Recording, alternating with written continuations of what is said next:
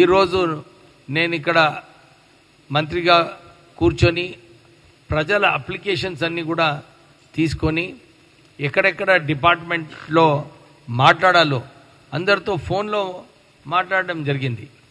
Collector Vikarabad, collector Hyderabad double bedroom ఇళ్ళ కోసము వారికి మాకు లిస్టులో రాలేదని చెప్పి కొన్ని రిప్రజెంటేషన్స్, వికారాబాద్ కలెక్టరేట్లో దళితులు వచ్చి మాకు పట్టాలు ఇచ్చిన ల్యాండ్ని కూడా కొందరు వచ్చి కబ్జా చేయాలని ప్రయత్నం చేస్తున్నారు.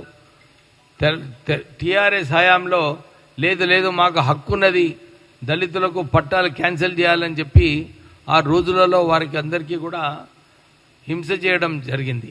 ఇలాంటి అప్లికేషన్స్, కొందరికి అడ్మిషన్స్ కావాలి, ఇవన్నీ కూడా నేను కన్సర్న్డ్ డిపార్ట్మెంట్స్కి మార్క్ చేస్తూ మా సోదరులు ఇక్కడ కాంగ్రెస్ పార్టీ నుంచి వారు కూడా సహకరించి మేము ప్రజల సమస్యలకు ఎక్కడ ఎవరితో మాట్లాడాలి ఇమీడియట్ అన్నమాట. చాలాసార్లు కూడా అందరితోని ఇమీడియట్గా ఫోన్ చేసి మాట్లాడడం జరిగింది.